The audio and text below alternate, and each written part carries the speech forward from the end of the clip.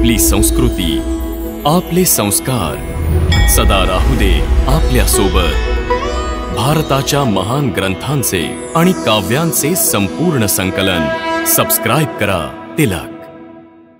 महाराज सुग्रीव, असे वीर योद्धा जर मला साथ देतील तर मी खरंच सांगतो, शीघ्र रावण आणि त्याच्या राक्षसी सेनेचा नाश करीन।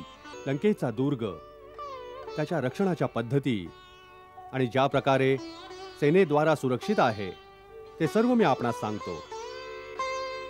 लंकेची 4 महाद्वारे आहेत, ज्याच्याद्वारे आक्रमण करणाऱ्या सेनेवर ते मोठमोठे दगड फेकतात। तिथे विस्फोटक अस्त्रांचाही संग्रह असतो। नगरीच्या 4 दिशांना सोन्याचा एक वेढा आहे जो अभेद्य आहे। त्याच्या सर्व दिशांना भयानक आणि खोल थंड पाण्याचा साठा आहे, ज्यात मगर आदी प्राणी ठेवले आहेत। सैनिकाचं युद्धात एकच लक्ष्य असतं, विजय। आपलं लक्ष्य ही विजयच आहे, परंतु कोणी एक प्राणी किंवा रावण नावाच्या कोणा एका शत्रूवरच नाही,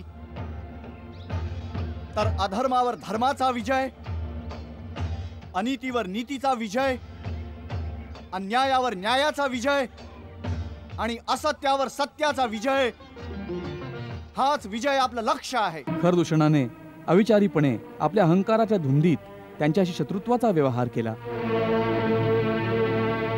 त्यावर सर्वात मोठं अनितीचं काम केलं आपण। त्यांच्या पत्नीचं हरण करून, त्यांच्या आत्मसन्मानावर प्रहार करून। विभीषण, आम्हाला कळून चुकलं आहे। तो वानर प्रथम तुझ्या घरी आला, तू सीतेचे रहस्य सांगितलंस, त्याने सगळ्या लंकेला आग लावली, पण तुझं घर मात्र वाचलं। घरचे रहस्य फोडणाऱ्या तू लहानपणापासूनच आमचा विरोध करत राहिलायस। साऱ्या लंकेत एकटा तूच आपली स्वतःची वेगळी चूल सतत वेगळी मांडत आला आहेस। आम्हाला नीती आणि धर्म शिकवायला निघालायस? जा कुलहीन, घरचा भेदी, त्या वनवासीना जाऊन नीती शिकव, यांच्यावर तुझं खरं प्रेम आहे। जा। दादा, मला चुकीचं समजू नका। तुम्ही मला पित्या समान आहात। मी निष्कपट आणि निर्दोष मनाने सदा आपलं चांगलंच चिंतलं आहे, सदा आपल्या कल्याणाची इच्छा ठेवली आहे। याच भावाने मी पुन्हा आपले चरण पकडून प्रार्थना करतो की श्रीराम त्रिलोकीचे स्वामी आहेत, त्यांच्याशी वैर पत्करू नका। कुलकलंक, जा, माझ्या नजरेसमोरून दूर हो। जा, लंकेत तुझं काही स्थान नाहीये। जा। स्वामी, मी तर एक सेवक व्हायला आलो होतो, आपण मला मित्राचं स्थान दिलं, मी याच्या पात्र नव्हतो। ही आपली विनम्रता आहे आणि हीच आपली महानताही आहे लंकेश। लंकेश? रावण तर केवळ काही दिवसांसाठीच लंकेश आहे। त्याची पापकर्म त्याच्या सर्व शक्तींना क्षीण करून त्याच्या मृत्यूला खूप समीप घेऊन आली आहेत। तत्पश्चात लंकेचं राजसिंहासन आपल्याला सांभाळावं लागेल। जा, रावणाला सांग की बिभीषणाच्या येण्यानं लंका वाचली आहे, परंतु रावणाला तिन्ही लोकात कुणीही वाचू शकत नाही। आमचं उत्तर तुझ्या राजाच्या मृत्यूचा संदेश आहे। आणि आपल्या राजाला हेही सांग की अजून वेळ आहे। जर आपलं कुल आणि राक्षस जातीचं संरक्षण हवं असेल तर श्रीराम प्रभूंच्या शरणात ये।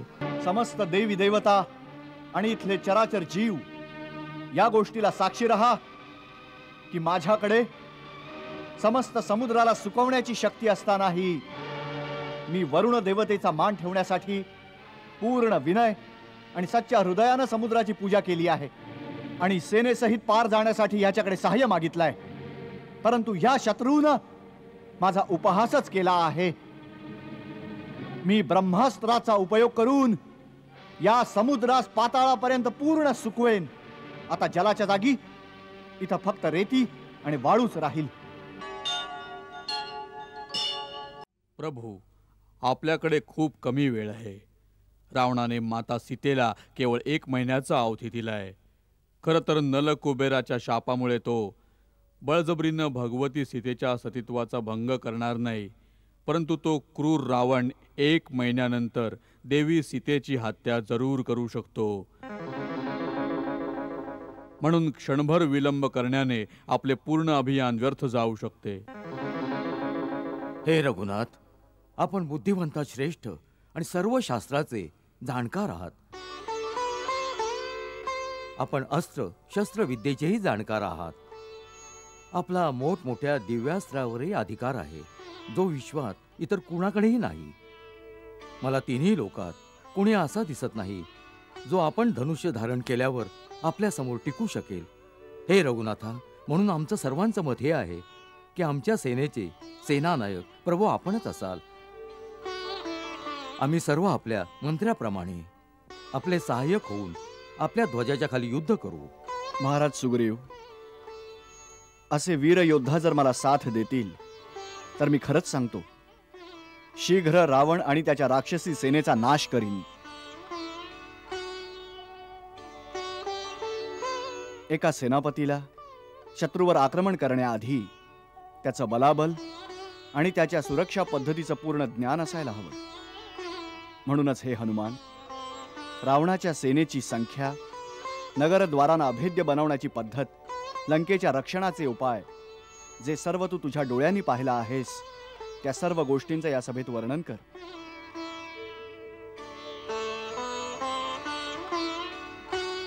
प्रभू, लंकेचा दुर्ग, त्याच्या रक्षणाच्या पद्धती आणि ज्या प्रकारे सेनेद्वारा सुरक्षित आहे ते सर्व मी आपणास सांगतो. लंकेची 4 महाद्वारे आहेत. त्यांच्या मजबूत चौकटींमध्ये मोठे मोठे अडसर आहेत. त्याच्यावर विशाल आणि प्रबळ कुबल यंत्रे ठेवली आहेत, ज्याच्याद्वारे आक्रमण करणाऱ्या सेनेवर ते मोठमोठे दगड फेकतात. तिथे विस्फोटक अस्त्रांचाही संग्रह असतो. नगरीच्या 4 दिशांना सोन्याचा एक वेढा आहे, जो अभेद्य आहे. त्याच्या सर्व दिशांना भयानक आणि खोल थंड पाण्याचा साठा आहे, ज्यात मगर आदी प्राणी ठेवले आहेत.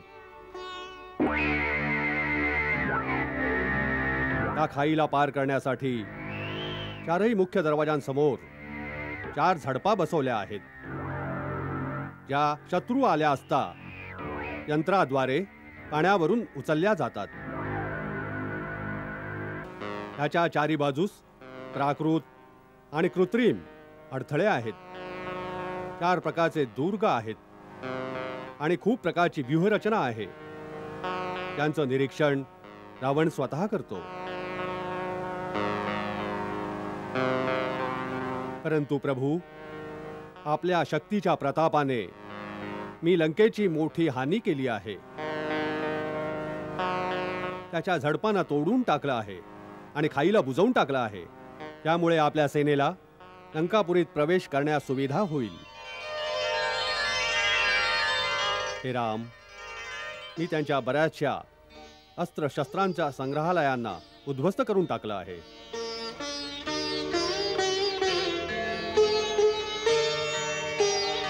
आता आपण उचित मुहूर्तावर सेनेला कूच करण्याची आज्ञा द्यावी.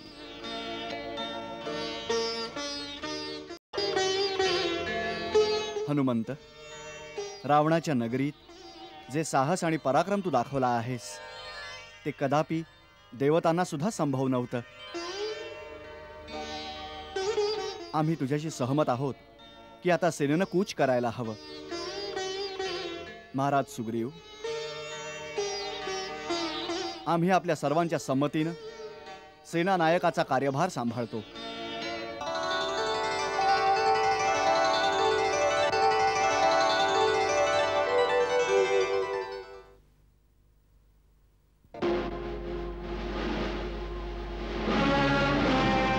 उद्या उत्तरा फाल्गुनी नक्षत्रात, जेव्हा चंद्र हस्त नक्षत्रात येईल, त्या विजयी मुहूर्तावर आपल्या सेनेची यात्रा आरंभ होईल. या सेनेच्या पुढे अग्रभागी वेगवान वानरांना घेऊन सेनापती नील मार्ग पाहण्यासाठी जाईल. नील, तू सेनेला अशा मार्गावरून घेऊन चल ज्यावर फळमुळं जास्त असतील, शीतल जल आणि मध मिळण्याची सुविधा असेल. तुझ्या दलास दुष्ट राक्षसांपासून सावधान राहावं लागेल, ज्यामुळं आपल्या मार्गात शीतल जल आणि फळांना ते विषापासून दूषित करू शकणार नाहीत. पुढं चालताना शत्रूच्या गुप्तचरांपासून सावधान राहणं तुमचं प्रमुख कर्तव्य असेल. कधी असं होऊ नये की आपण पुढे निघून गेलो आणि शत्रूनं पाठीमागून आक्रमण केलं. सेनापती नीलच्या मदतीकरता महाबली गय, गवय आणि गवाक्षही पुढे राहतील. सेनापती प्रशप सेनेच्या उजवीकडे राहून सेनेचं रक्षण करत चालतील. परमवेगवान आणि परमवीर गंधमादन सेनेच्या डावीकडून चालतील. मी, लक्ष्मण, महाराज सुग्रीव, हनुमान आणि अंगद सोबत सेनेच्या मध्यभागी असेन आणि तिथूनच सेनेचं संचालन होईल.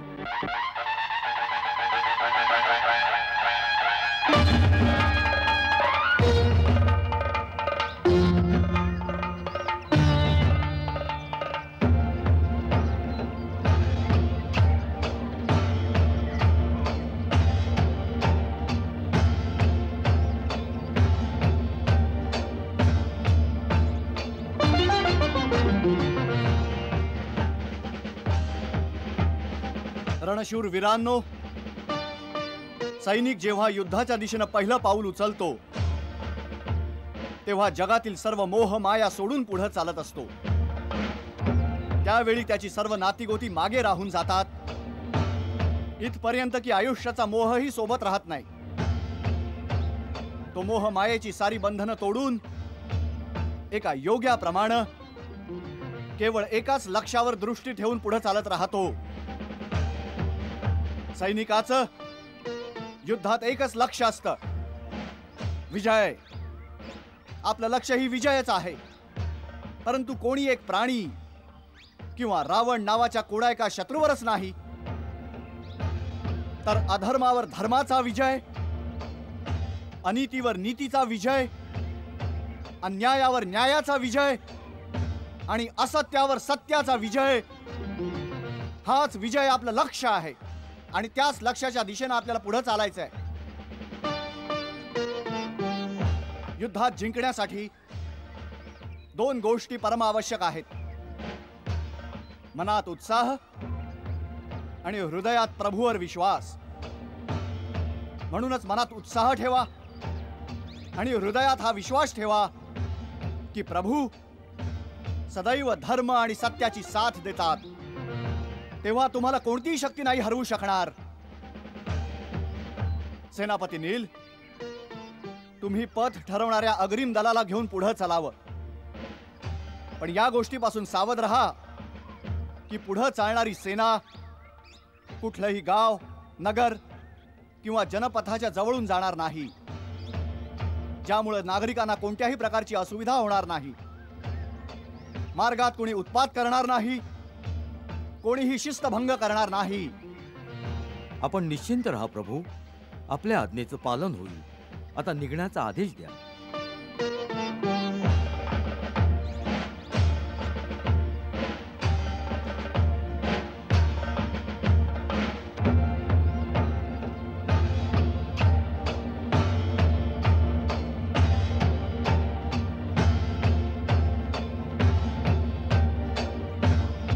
जय भोलेनाथ, यशस्वी भव. जय माता भवानी. जय भवानी, जय भवानी, जय भवानी, जय भवानी. हर हर महादेव, हर हर महादेव, हर हर महादेव, हर हर महादेव, हर हर महादेव, हर हर महादेव, हर महादेव, हर हर महादेव, हर हर महादेव, हर हर महादेव. जय भवानी, जय भवानी, जय भवानी. पाप्यांच्या नाशका, धर्म प्रकाशका, पाप्यांच्या पाप्यांच्या नाशका धर्म प्रकाशका रामाची सेना निघे, रामाची सेना निघे, श्रीरामाची सेना निघे, रामाची सेना निघे. हर हर महादेव, हर हर महादेव, हर हर महादेव, हर हर महादेव. पाप अन्यायातही घोर अंधारातही, पाप अन्यायातही घोर अंधारातही एक नवी ज्योत पेटली, एक नवी ज्योत पेटली. श्रीरामाची सेना निघे, रामाची सेना निघे.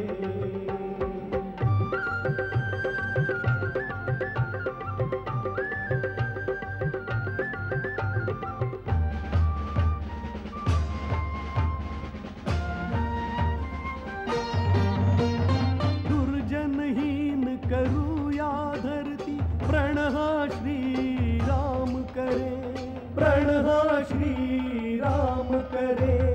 काम अपुरे राहील जोवर करणे ना विश्राम, करणे ना विश्राम. त्यास नाशण्या जाऊ ज्यांचा मंत्र वयम रक्षाम हा, मंत्र वयम रक्षाम हा. वेळ येतसे निकट राम अन रावण या युद्धाची, वेळ महायुद्धाची. तुम्ही लोक धन्य हो, देवता प्रसन्न हो. तुम्ही लोक धन्य हो, देवता प्रसन्न हो. आज मनोकामना फळे, आज मनोकामना फळे. श्रीरामाची सेना निघे, रामाची सेना निघे.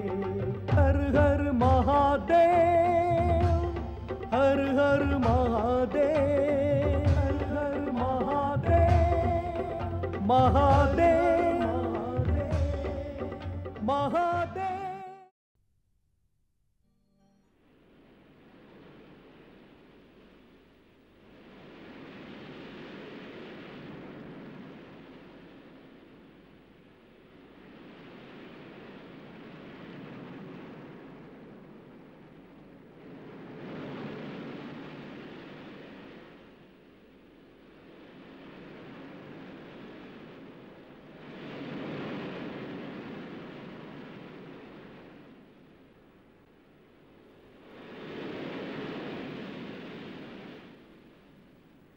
हे महासागरा, आपल्या प्रथम दर्शनासाठी दशरथ पुत्र राम आपणास प्रणाम करतो.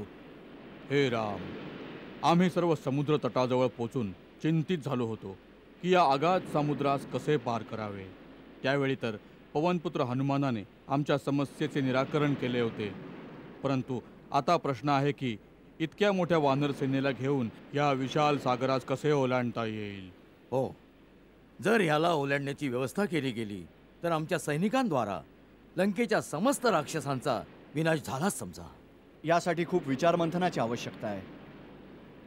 तोपर्यंत तुम्ही सेनापतींना सांगून आपापले तंबू टाकावेत.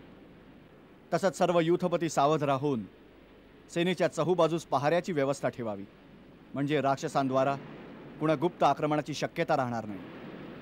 जशी आज्ञा प्रभू. नल नील, आज्ञेचं पालन करा. जशी आज्ञा प्रभू.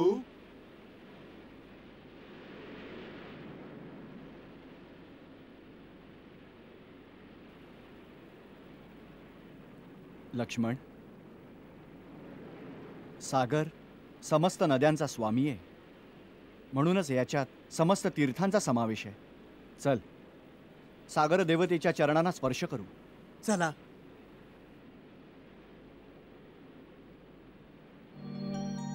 सागर तीरी आले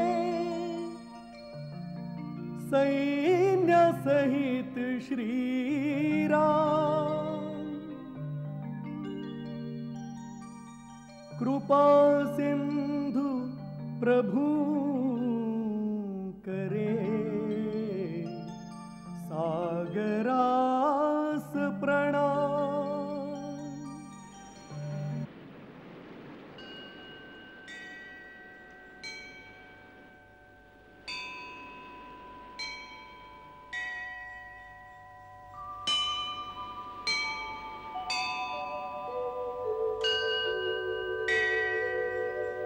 वरुण देवाय नमस्तुभ्यं नमस्तुभ्यं नमस्तुभ्यं।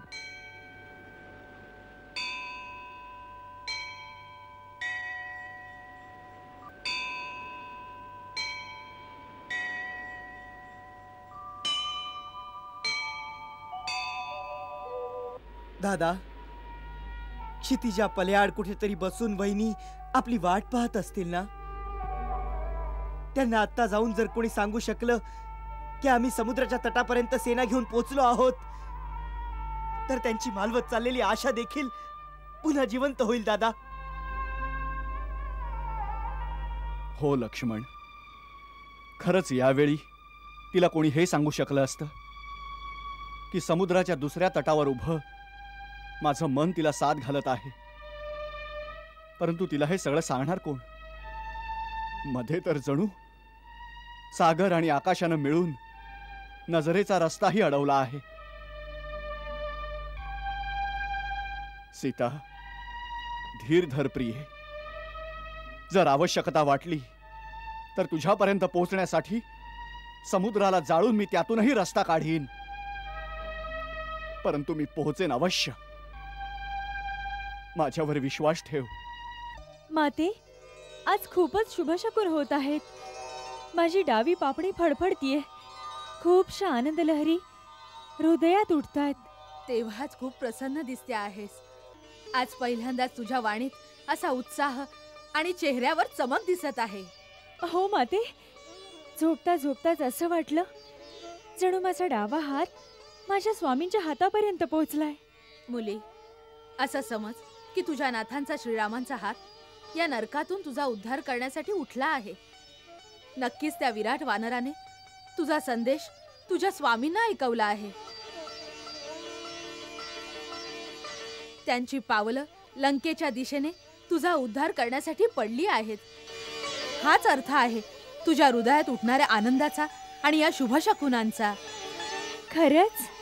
होय.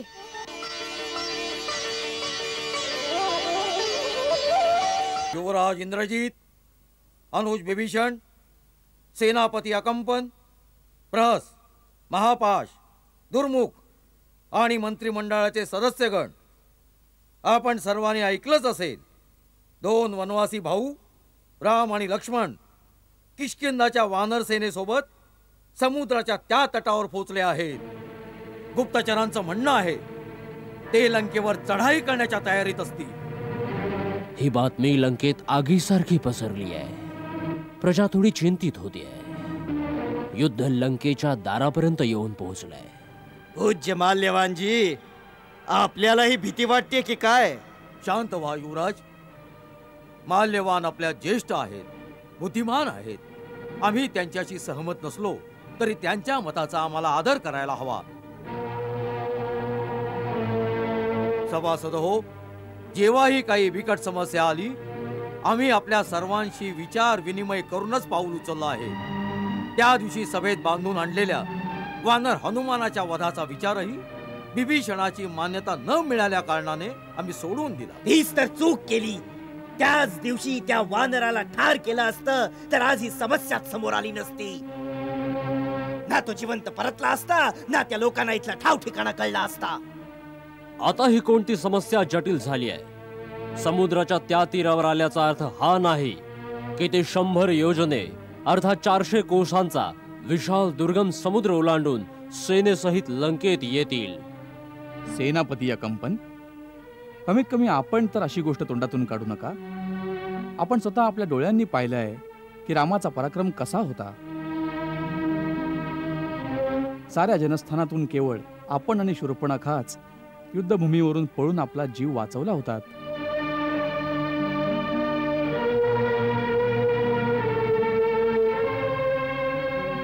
महाराज, आपण हेही विसरता नाही कामा की शत्रूचा एक दूत हनुमान समुद्र ओलांडून लंकेपर्यंत पोचला होता. अर्थात आपली लंका नगरी आता दुर्गम नाही राहिली. मग त्या एकट्या वानराने साऱ्या लंकेला आग लावली आणि आपल्या मोठमोठ्या शूरवीर महाबली नगराचे रक्षक पाहतच राहिले.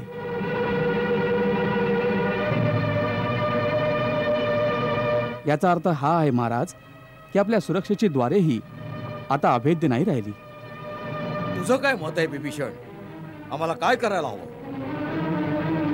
महाबली लंकेश्वर श्री रामचंद्रजींनी विभीषण, शत्रूला श्री लावून संबोधित करू नकोस. क्षमा लंकेश्वर. माझं मत आहे की रामाशी शत्रुत्व आपण स्वतःच ओढवलं होतं. कोणत्याही वेळी त्याने प्रथम प्रहार नाही केला. सर्वात आधी आपली बहीण शूर्पणखेनेच तिथे जाऊन छेडछाड केली. खरदूषणाने अविचारीपणे आपल्या अहंकाराच्या धुंदीत त्यांच्याशी शत्रुत्वाचा व्यवहार केला. त्यावर सर्वात मोठं अनितीचं काम केलं आपण. त्यांच्या पत्नीचं हरण करून त्यांच्या आत्मसन्मानावर प्रहार करून. विभीषण,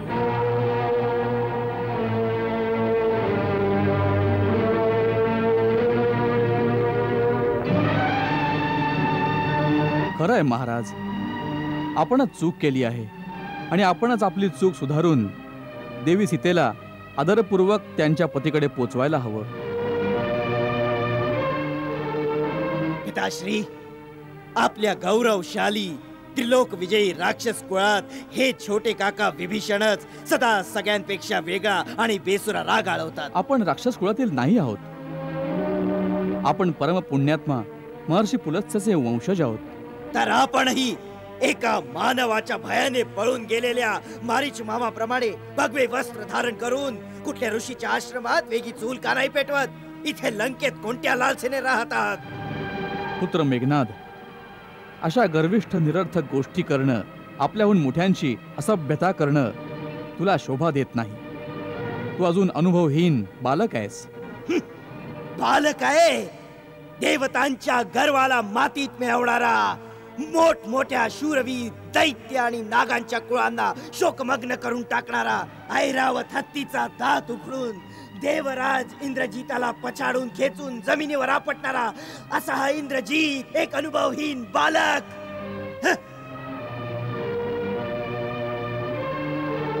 पिताश्री, वनात भटकणारे दोन मानव, त्यांच्या सोबत काही वानर, आपण त्यांचे भय का बाळगताय बरं? भय शब्द तर रावणाच्या शब्दकोशातच नाही आहे आणि नर किंवा वानर तर आमचं काही वाईट करू शकत नाहीत. महाराज दशानन, मी आपला पित्या समान आदर करतो.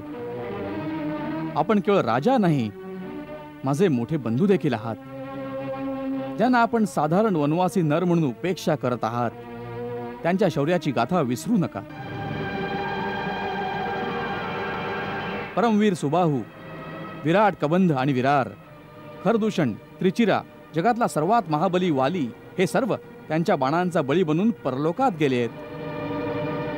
ज्या वानराचा आपण उपहास करीत आहात, त्याच्या करणीची चिन्ह लंकेच्या कानाकोपऱ्यात जळून भस्म झालेले वाडे, ज्वाळांमुळे नष्ट झालेल्या लंकेतील प्राचीन गोष्टी आणि आगी जळून पडलेल्या सुवर्णस्तंभाच्या रूपात दिसत आहेत.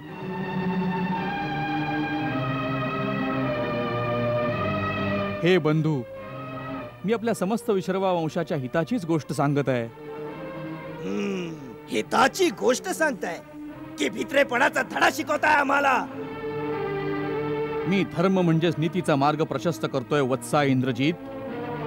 चुकीचं मत देऊन पथभ्रष्ट करणाऱ्या लांगुल चालक मंत्र्यांपासून सावधान करू इच्छित आहे. सचिव वैद गुरु तीन जो, प्रिय बोल ही भय आस, राजधर्म दंड दीन कर, होई वेद ही नास. ज्या राजाचे असे मंत्री गुरु आणि वैद्य असतील, जे त्याच्या नाराजीला घाबरून किंवा व्यक्तिगत लाभाच्या आशेने त्याच्या हिताची खरी गोष्ट सांगत नाहीत किंवा त्याला प्रसन्न ठेवण्यासाठी केवळ गोडगोड गोष्टी करतात, त्या राजाचे राज्य, त्याचं शरीर त्याचा धर्म तिघांचा लवकरच नाश होऊन जातो.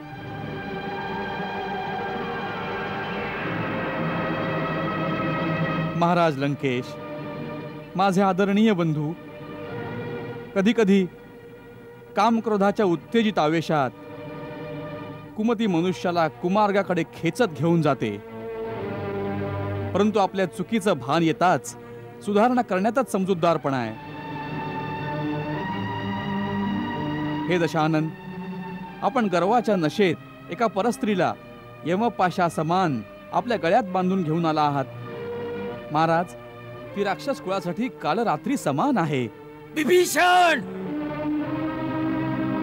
तुझ्याशिवाय इतर कोणी असा उच्चार केला असता तर त्याच क्षणी त्याला प्राणाला मुकावं लागलं असतं. क्षमा क्षमा लंकेश्वर, विचार विमर्श करताना असा प्रकोप शोभा देत नाही. हे वेदवेत्ता, थोड्या विवेकाने विचार करा. ज्या परस्त्रीचं तिच्या इच्छेविरुद्ध पाशवी बळाच्या जोरावर हरण केलं असेल, अशी स्त्री विषाद बुडालेल्या कट्यारीसारखी असते. म्हणून मी आपल्याला हात जोडून प्रार्थना करतो बंधू, की सीतेला सन्मानपूर्वक तिच्या पतीकडे पोचवून द्या. याने आपला मान कमी नाही होणार, परंतु तिन्ही लोकात सुयश पसरेल. मान वाढणार नाही. तिन्ही लोक आम्हाला भेकड म्हणतील. जिथं वीर पुरुषांची सभा होईल तिथं सर्व आम्हाला हसतील. वीर पुरुष एकदा जे पाऊल उचलतो ते मागे घेण्यात त्याच्या शौर्याला डाग लागतो. परंतु नीती नीती शक्तीहीन पुरुषांनी विणलेलं एक असं जाळं आहे ज्यात वीर पुरुष कधी नाही फसत. नीती शक्तीची सेविका असते. जो शक्तिशाली करता आहे तीच नीती आहे, तोच धर्म होऊन जातो. नाही दादा, नाही. हा अधर्म आहे आणि अधर्म कधी धर्माचं स्थान नाही घेऊ शकत. हे क्रूर शारीरिक बाहुबळ धर्माला नाही संपवू शकत. धर्माकडे आध्यात्मिक बळ आहे, त्याच्याकडे दैवी विधानाची शक्ती आहे. केवळ आपल्या या अधर्मी कामाने साऱ्या कुळाचा विनाश होऊन जाईल. मी आपल्या कुळाच्या कल्याणासाठी आपल्या चरणांवर झुकून प्रार्थना करतो. चरणावर झुकून प्रार्थना नाही, दशाननाचे अभिमानानं उंचावलेलं मस्तक शत्रूच्या चरणावर झुकवण्याचा कट करतो आहेस. आम्हाला कळून चुकलं आहे. तो वानर प्रथम तुझ्या घरी आला. तू सीतेचे रहस्य सांगितलंस. त्याने सगळ्या लंकेला आग लावली, पण तुझं घर मात्र वाचलं.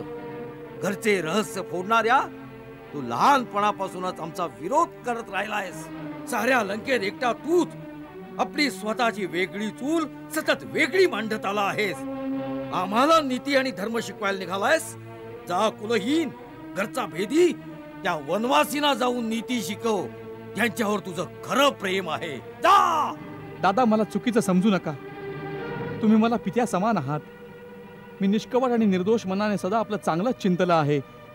सदा आपल्या कल्याणाची इच्छा ठेवली आहे. याच भावाने मी पुन्हा आपले चरण पकडून प्रार्थना करतो की श्रीराम त्रिलोकीचे स्वामी आहेत, त्यांच्याशी वैर पत्करू नका. कुलकलंक, जा. माझ्या नजरेसमोरून दूर हो. जा. लंकेत तुझं काही स्थान नाहीये. जा.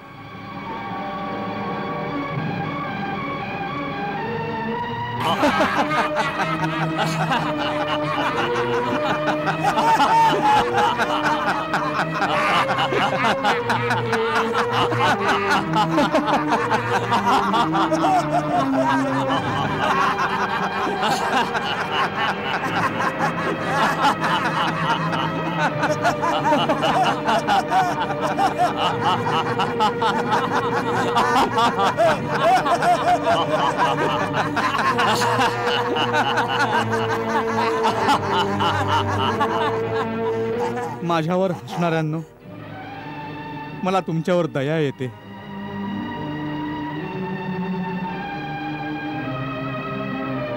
मी तुम्हा सर्वांच्या डोक्यावर फिरणाऱ्या काळाला पाहत आहे.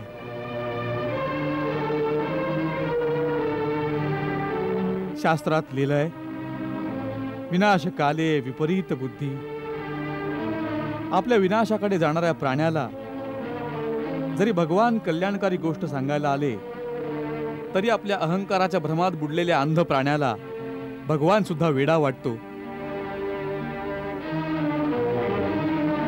आणि आपल्या दुर्बुद्धीला सर्वश्रेष्ठ समजून आपण लोकांप्रमाणेच हसता हसता आपल्या विनाशाच्या गर्तेत बुडत बुडत जातो.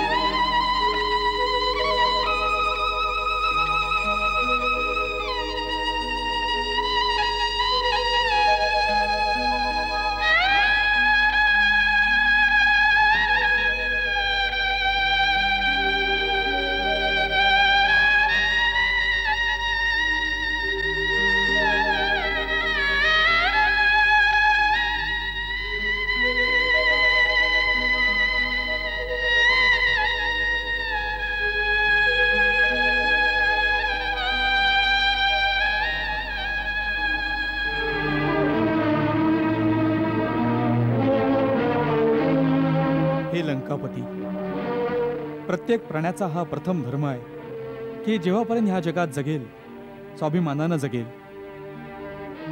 कारण स्वाभिमानाशिवाय जगण्याला जगणं नाही म्हणत, त्याहून तर मरण पत्करणं उत्तम. दुसरीकडे नीतीनुसार भरल्या सभेत कोणा माननीय व्यक्तीला अपमानित करणं त्याला मृत्यूदंड देण्यासारखंच आहे. अर्थात आजपासून सर्व दृष्टीने मी आपणासाठी मृत आहे. आपला व माझा काहीही संबंध बाकी नाही उरला. म्हणून आपल्या आज्ञेनुसार मी आजच लंका सोडून दुसरीकडे कुठेतरी निघून जातो. जाताना भगवंताकडे एकच प्रार्थना करतो की त्याने आपणास सद्बुद्धी द्यावी.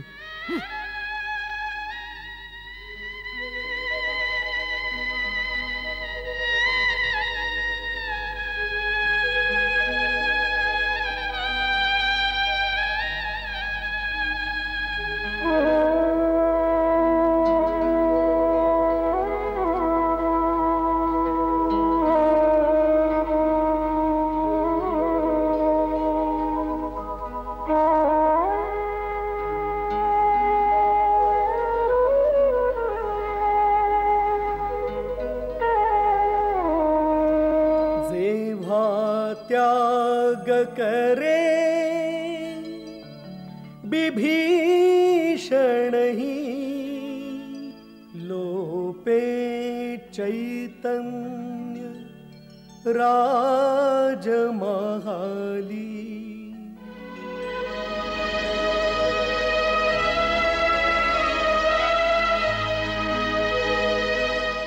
ते पाहाले.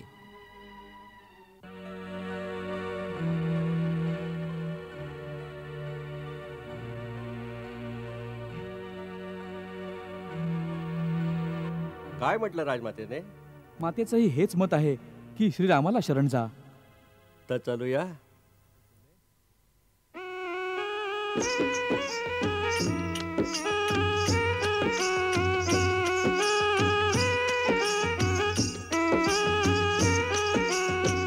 चला जाऊ रघुरामा पाशी, करीत मनोरथ सर्व मनाशी, करीत मनोरथ सर्व मनाशी.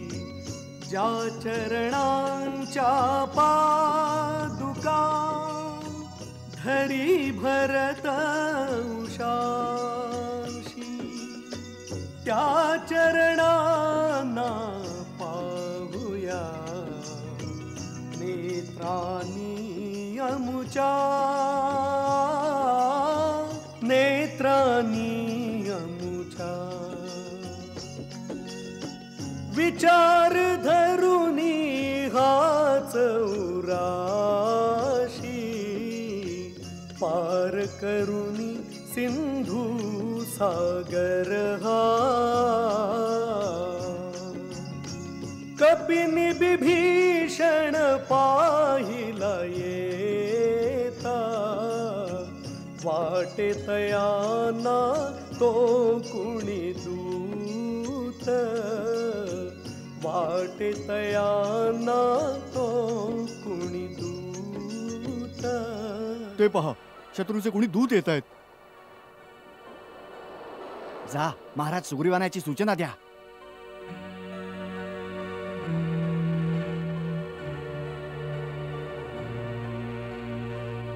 महाराज सुग्रीव कुटीत आहेत. जी. श्रीराम प्रभूंची आज्ञा आहे की छावणीच्या चारी बाजूस प्रत्येक क्षणी पहारा असायला हवा. महाराजांचा विजय असो. बोल.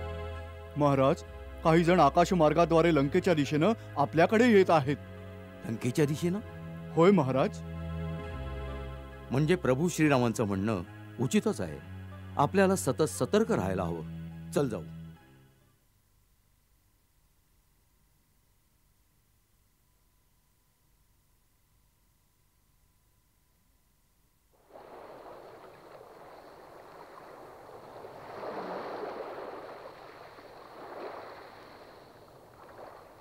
अशा प्रकारे रहस्यमय रीतीने येणारे तुम्ही लोक कोण आहात? कुठून आला आहात? काय उद्देशानं आला आहात? सावधान, सगळं खरं खरं सांगा. मी जे काही सांगेन खरं सांगेन, कारण असत्य बोलणं माझा स्वभाव नाही आहे. जर माझा अंदाज बरोबर असेल तर आपण किष्किंधा नरेश वानराज सुग्रीव आहात. तुमचा अंदाज बरोबर आहे. आता आपला परिचय द्या. हे कपिराज, माझा प्रणाम स्वीकार करा. मी लंकापती महाराज रावण यांचा छोटा भाऊ आहे. माझं नाव विभीषण आहे. जेव्हापासून त्यांनी देवी सीतेला पंचवटीतून पळवून आणलंय, आमच्यामध्ये मतभेद वाढतच गेले आहेत. मी वारंवार हे सांगितल्यावरती की देवी सीतेला सन्मानपूर्वक परत करा, त्यांनी मला खूप कठोर गोष्टी ऐकवल्या आणि माझा अपमानही केला. म्हणूनच मी माझं घरदार सोडून श्रीरामाला शरण आलो आहे. भगवान राम शरणागत वत्सल आहेत. आपण जाऊन त्यांना निवेदन करा की विभीषण त्यांना शरण येऊ इच्छितो. चांगली गोष्ट आहे. आम्ही श्रीरामापर्यंत आपला निरोप पोचवतो, पण तोपर्यंत आपण तिथंच राहा. आमच्या छावणीत यायचा प्रयत्न करू नका. ठीक आहे. या 5ही जणांवर लक्ष ठेवा. आम्ही परतेपर्यंत यांना खाली उतरू देऊ नका. जशी आज्ञा महाराज.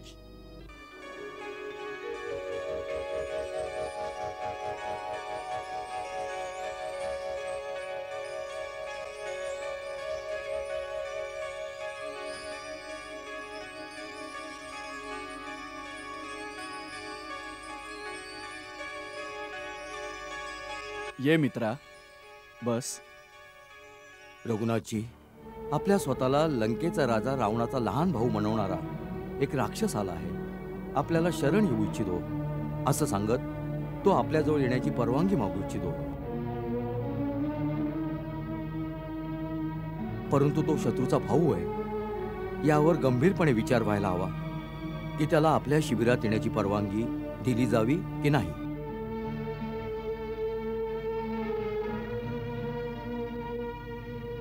आपणा सर्वांचं या बाबतीत काय मत आहे?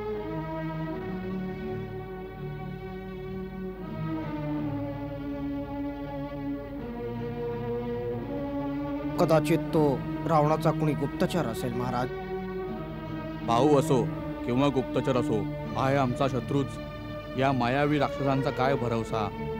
शरण येतो सांगून आमच्या सैन्यात घुसून आतल्यात आपलं अहित करेल. आमचा विश्वास जिंकून आपल्यावरच प्रहार करेल. भगवान, आपल्याला त्याच्या गोष्टी न ऐकता त्याला त्वरित बंदी बनवलं. वानरराज, ज्याच्या हृदयात कपट असेल तो अशा प्रकारे सरळ सरळ समोर नाही येत. त्याला त्याचा परिचय विचारला पाहिजे. तो कोण आहे? काय नाव आहे त्याचं? विभीषण नाव सांगितलंय त्यांनी त्याचं. विभीषण? काय विभीषण नाव सांगितलं त्याने? का काही शंका उत्पन्न झाली नाव ऐकून? शंका? शंकेचे तर ढग निवळले विभीषण नाव ऐकून. जर वास्तवात तो विभीषणच असेल तर? हनुमाना, तू तर असं म्हणतोयस की जणू विभीषण आपला स्वजन हितचिंतक आहे. तो तसा असू नाही शकत. शेवटी तो रावणाचा भाऊ आहे, एक राक्षस आहे. म्हणून मनाप्रमाणे रूपही धारण करू शकतो. राक्षसात अंतर्धान पावण्याची शक्तीही असते. तो संधी पाहून आपली खूप हानी करू शकतो. राक्षस जातीचा आहे म्हणून तो दुष्ट आणि दुर्जनच असेल असं समजणं चूक आहे. कोणीही प्राणी जातीवरून चांगला किंवा वाईट नसतो, तो तर आपल्या कर्माने चांगला किंवा वाईट होतो. राक्षसांमध्येही राजा बळीसारखे धर्मात्मा आणि दानशूर, प्रल्हादासारखे हरिभक्त झाले जांबुवंत. त्याच प्रकारे विभीषणही आपला परमभक्त आहे प्रभू. आणि सीता मातेने तर मला हेही सांगितलं होतं की विभीषण आपल्या मुलीच्या हस्ते लपून छपून कधी कधी त्यांना भोजनही पाठवत असतो. होऊ शकतं की त्यावेळी त्यांच्या मुलीने सहानुभूतीमुळे असं केलं असेल, परंतु आज स्थिती वेगळी आहे. लंकेत सर्व जाणत असतील की यावेळी श्रीरामाची सेना समुद्राच्या त्या तीरावर पोहोचली आहे. यावेळी विभीषणाची आपल्या भावाच्या वैऱ्याकडे येण्याची नाही उचित वेळ आहे, नाही उचित स्थान. जो संकट समयी आपल्या स्वतःच्या भावाला सोडून येतो त्याच्यावर जरा विचार करूनच विश्वास ठेवायला हवा.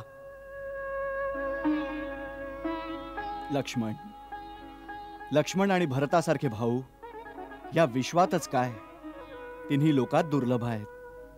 म्हणूनच त्यांच्या मापदंडानं सर्वांना पाहणं उचित नाहीये. वानरराज, आपणा सर्वांचे विचार मी एकाग्र चित्त होऊन ऐकत होतो. आता आपण सर्व माझे विचारही ऐका आणि त्यानंतर आपला निर्णय द्या.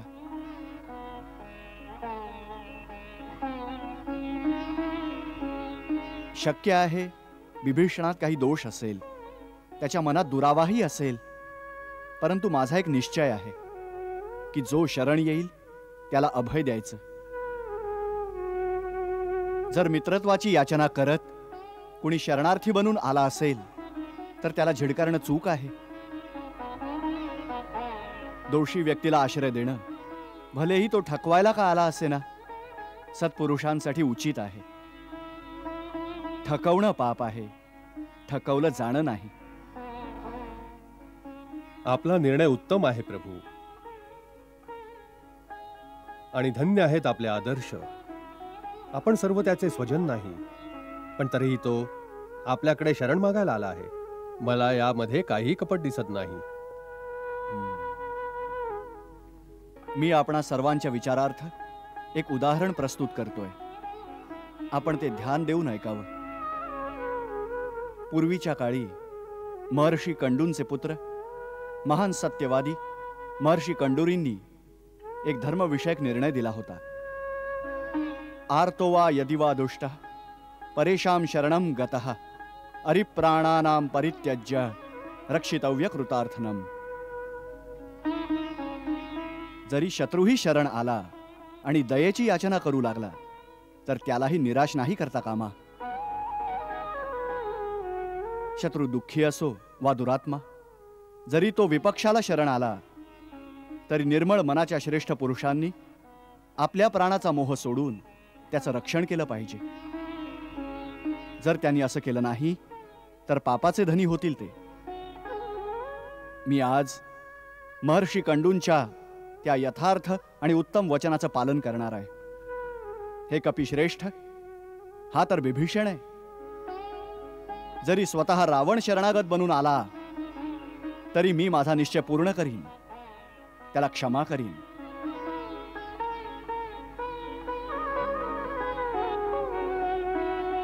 युवराज अंगद, त्यांना आदरपूर्वक आमच्याकडे घेऊन या. जशी आज्ञा प्रभू.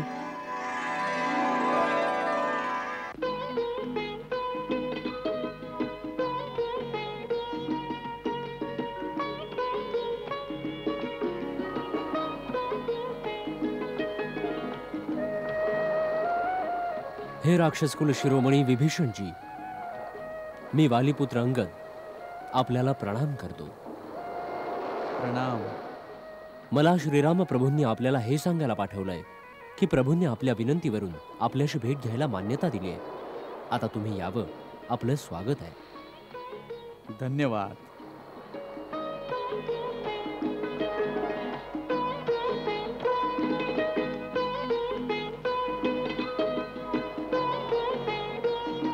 चलावं.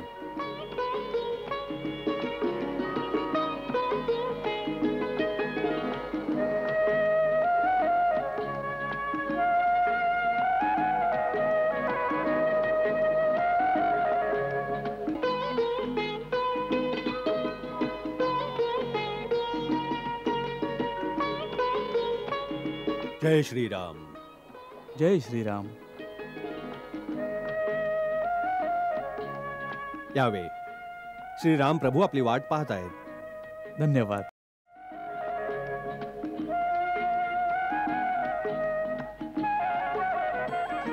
दुरून पाहुनी उभे जे भ्राता नेत्र मधुनी चैतन्य येता.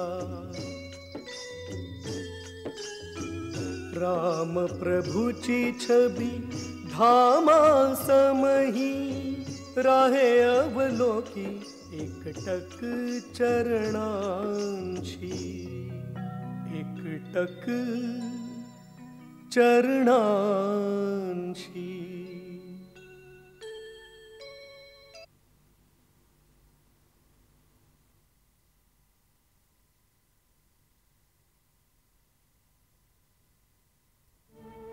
हे नाथ, मी महाराज रावणाचा छोटा भाऊ बिभीषण आहे.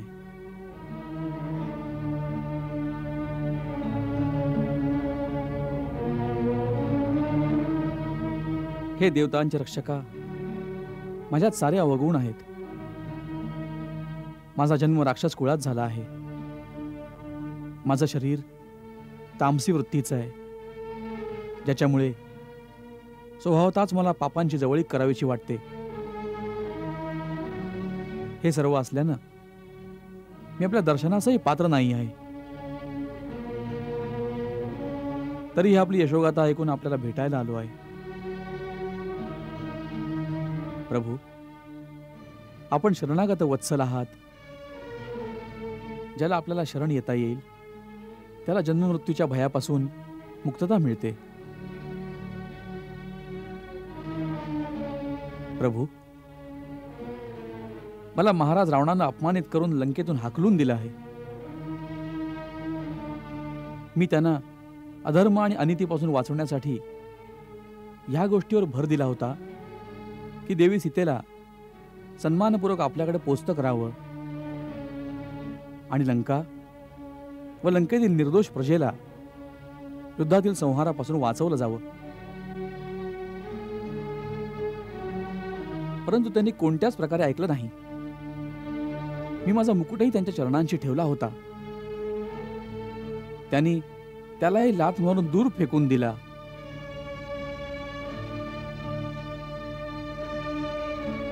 आता मी अपमानित आणि दुखावला जाऊन आपला परिवार, घर, संपत्ती सगळं सोडून आपल्याला शरण आलो आहे.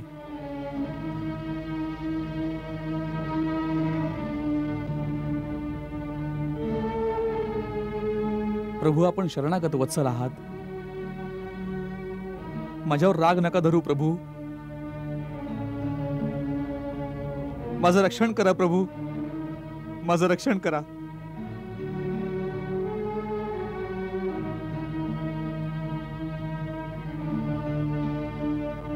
आपण आमच्या शत्रूला सोडून आमच्याकडे आला आहात.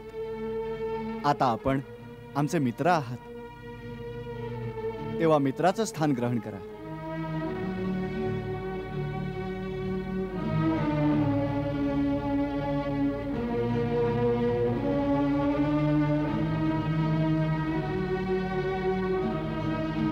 स्वामी, मी तर एक सेवक व्हायला आलो होतो. आपण मला मित्राचं स्थान दिलं. मी याच्या पात्र नव्हतो. ही आपली विनम्रता आहे आणि हीच आपली महानताही आहे लंकेश. लंकेश?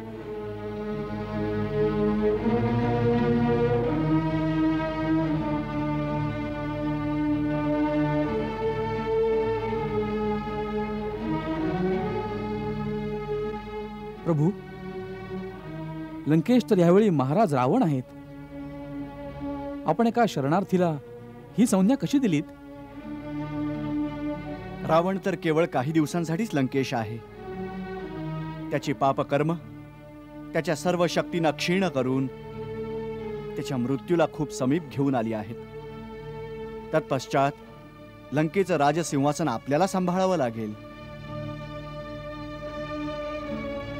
युद्धानंतर लंकेच्या प्रजेला एका धर्मपरायण राजाच्या द्वारे सुख आणि शांती देण्याची जबाबदारी जितकी आमची असेल तितकीच आपलीही असेल. तुमच्या प्रजेचं हित तुम्हाहून अधिक इतर कुणाच्या मनात असेल? आणि खरी गोष्ट ही आहे प्रभू की मी आपल्या मंत्र्यांच्या संमतीने आपल्या शरणार्थ ह्याच आशेने आलो आहे की लंकेच्या निर्दोष प्रजेच्या वतीनं आपल्याकडे दयेची भीक मागू. कोण्या एका पाप्याच्या पापामुळं साऱ्या प्रजेला हा दंड भोगावा लागू नये.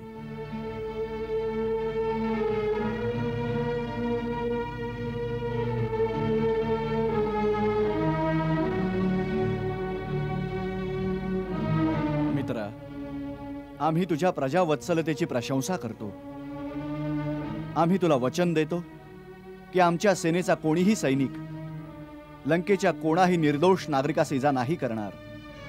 उलट माझी सेना तुमच्या प्रजेचं रक्षणच करेल. आम्ही केवळ त्यांचाच संहार करू जे युद्धाच्या इच्छेनं आमच्या समोर येतील.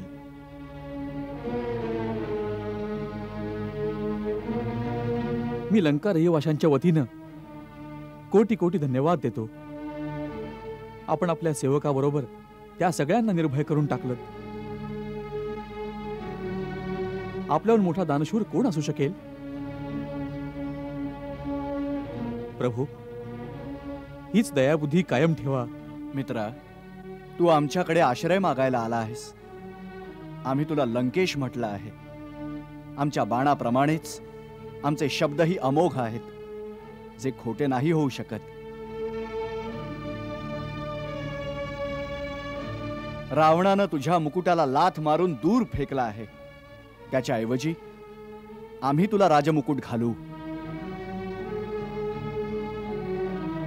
महाराज सुग्रीव, तुम्ही समुद्राचं पवित्र जल मागवा. सागरात समस्त तीर्थांच्या पाण्याचा समावेश आहे. आपल्या सेनेच्या समोर त्याच पवित्र जलानं आम्ही लंकेचे भावी नरेश महाराज बिभीषणांचा राज्याभिषेक करू. लक्ष्मण, छावणीमध्ये योग्य प्रबंध केला जावा. होय दादा.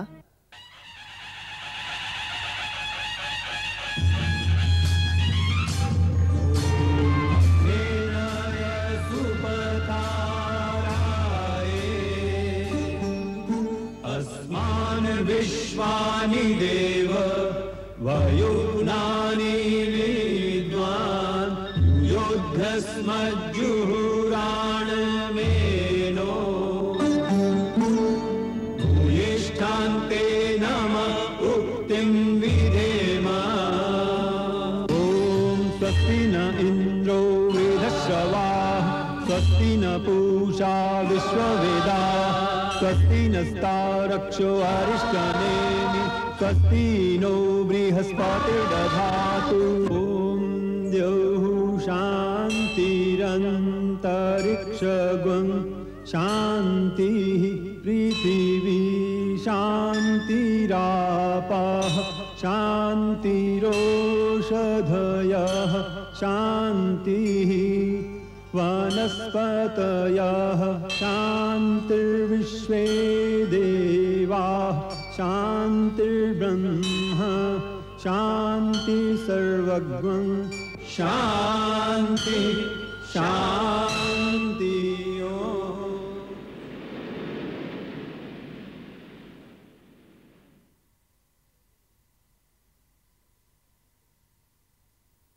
मित्रा, मी जाणतो की तुझी इच्छा नाहीये, परंतु मला शरण येण्याचं आणि माझं दर्शन घेण्याचं फळ अमोघ आहे. आता मी सागराच्या पवित्र जलानं, ज्यात समस्त नद्या आणि समस्त तीर्थांचं जल समाविष्ट आहे, तुझ्यावर अभिषेक करतो.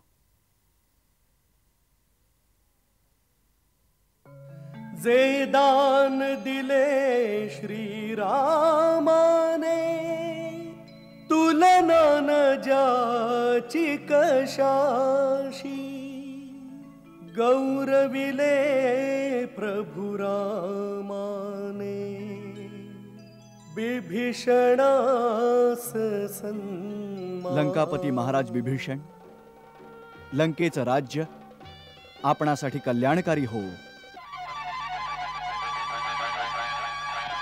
लंका नरेश महाराज विभीषणांचा, महाराज विभीषणांचा, महाराज विभीषणांचा, महाराज विभीषणांचा, महाराज विभीषणांचा, महाराज विभीषणांचा, महाराज विभीषणांचा, महाराज विभीषणांचा, महाराज विभीषणांचा, महाराज विभीषणांचा, महाराज विभीषणांचा, महाराज विभीषणांचा, महाराज विभीषणांचा, महाराज विभीषणांचा, महाराज विभीषणांचा, महाराज विभीषणांचा, महाराज विभीषणांचा, महाराज विभीषणांचा, महाराज विभीषणांचा.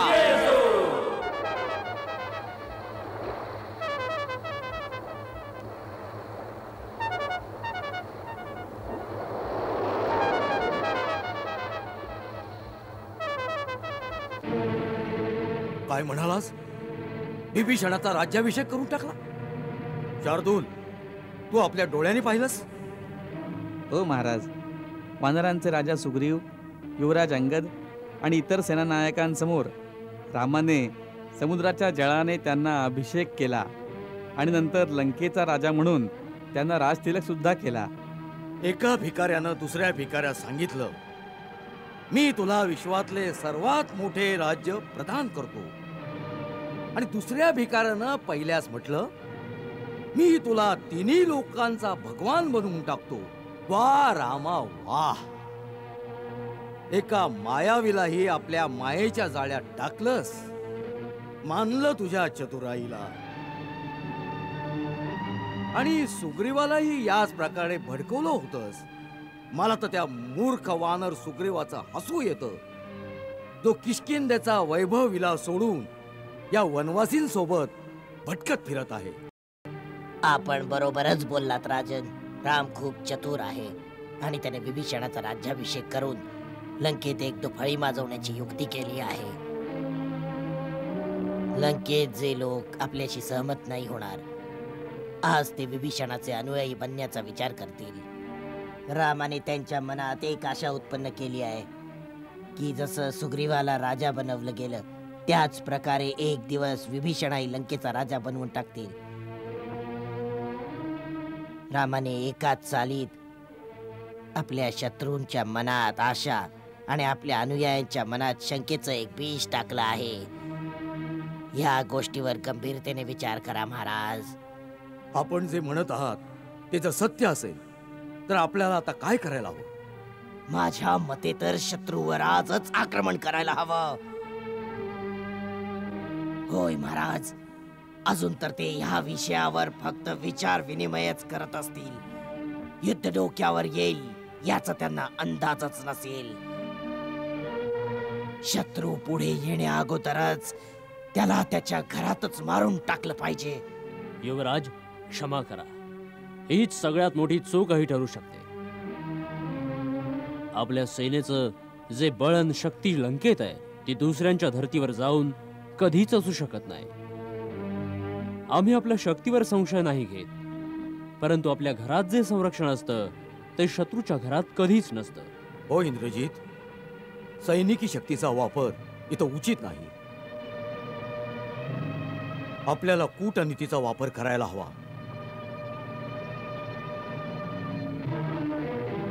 जर आपण नर आणि वानरांच्या या युतीला कशाही प्रकारे तोडू शकलो, त्यात फूट पाडू शकलो, आपण जर सुग्रीवाशी तह करून त्याला आपला बनवला तर त्याचा हाच अर्थ होईल की आपण रामाच्या चतुराईला त्याच्या शस्त्रांनी उत्तर दिलं. बस, मग राम, लक्ष्मण आणि विभीषण तीन भिकारी एका आशाहीन जीवनासहित जगात भटकत राहतील. शोक. जी महाराज. शोक, तू आमच्या गुप्तचर विभागाचा प्रधान आणि सर्वात चतुर मंत्री आहेस. तू आसुरी विद्येत निपुण आहेस. आपल्या इच्छेने रूपही बदलू शकतोस. म्हणून हे काम आम्ही तुझ्यावर सोपवतो. सगळ्यात पहिल्यांदा हे जाणणं आवश्यक आहे की सुग्रीवाच्या मनात कुठं दुर्बलता आहे.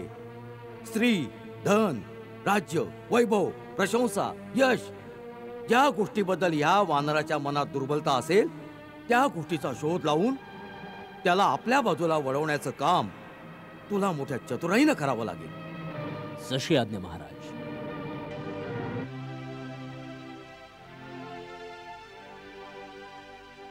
रातोरात ओलांडून सागर पोचे दूत ठिकाणी, ज्यांचे गुपित कुणाना ठावे, त्यांचे रहस्य जाणावे, त्यांचे रहस्य जाणावे.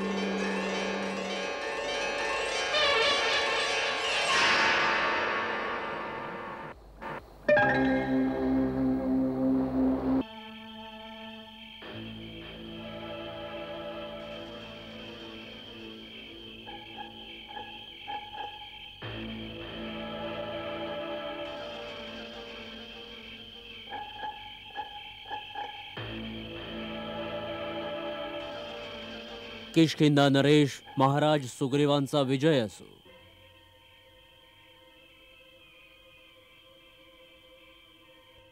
कोण आहेस तू? माझं नाव शूक आहे. मला लंकेश्वर महाराज रावणांनी एक विशेष संदेश देऊन पाठवलाय. आपल्या खऱ्या रूपात ये.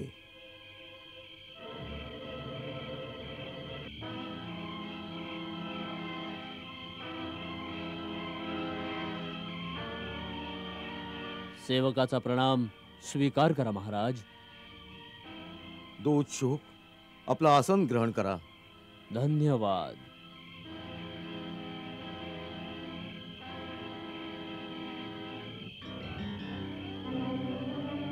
सांग, काय संदेश आणलायस? माझे स्वामी लंकापती रावणांनी आपणास नमस्कार सांगितलाय. त्याने सांगितलंय की आपण आमचे मित्र वालीचे छोटे भाऊ आहात, म्हणून ते आपल्यालाही आपला भाऊच मानतात. या नात्यानं आपण जेव्हा हवं तेव्हा लंकेत येऊ शकता. तिथे आपलं भव्य स्वागत होईल. लंकेत सोनं, चांदी, धनधान्य, हिरे माणिक आदी रत्नांची काही कमी नाही. आपल्याला जितकं हवं तितकं आम्ही आपल्यावर उधळू शकतो. लंकापुरीत ऐशारामासाठी अशा सुंदर नृत्यांगना आहेत ज्यांच्या समोर इहलोकीच्या अप्सरा सुद्धा फिक्या पडतील. महाराज रावणांनी हेही सांगितलंय की स्वर्गीय महाराज बाली सोबत त्यांची मित्रत्वाची युती होती. दोघं एक दुसऱ्याच्या मदतीसाठी वचनबद्ध होते. परंतु ऐकलंय की आपण त्या सर्व गोष्टी विसरून अयोध्येच्या 2 राजकुमारांच्या भहकण्यात येऊन आपली सेना घेऊन लंकेवर आक्रमण करण्याच्या विचारात आहात. महाराज रावण जाणू इच्छितात की आपण कोणत्या मोहात येऊन एवढी मोठी चूक करायला जातात. आमचं आपलं काही वैर नाही, काही द्वेष नाही, काही विरोध नाही. आम्ही आपलं काहीच बिघडवलं नाही, तर मग अकारण आमचे शेहवैर का? या सगळ्या गोष्टींचा विचार करता महाराज रावणांनी आपल्याकडून अपेक्षा केली आहे की आपण या लोकांची साथ सोडून आपल्या सेनेला बरोबर घेऊन आजच किष्किंधेला परत निघून जा. म्हणजे वानर राक्षस मित्रता अबाधित राहील. अन्यथा चांगलं नाही होणार. अन्यथा काय चांगलं नाही होणार? महाराज, जेव्हा एखादी छोटीशी चूक सुधारण्यानं त्याचं फळ म्हणून होणारा विनाश टळू शकतो, तर त्या विनाशाच्या विस्ताराला जाणण्याची काय आवश्यकता? मला पूर्ण विश्वास आहे की आपल्यासारखा महाबली, तेजस्वी आणि बुद्धिमान राजा अशी मूर्खपणाची गोष्ट कधी नाही करणार. मी अशा मूर्खपणाच्या गोष्टीचाच विचार करत आहे. म्हणूनच जाणू इच्छितो की त्या अन्यथाचा काय अर्थ होईल. जर मी रावणाची गोष्ट नाही मानली तर काय होईल? आपल्या सर्व वानर सेनेचा विनाश, किष्किंधा राज्याचा साऱ्या शक्तीचा ऱ्हास. त्यानंतर किष्किंधेचा राजा पण राम आणि विभीषणासारखा वनवन भटकणारा भिकारी दिसू लागेल. दूता,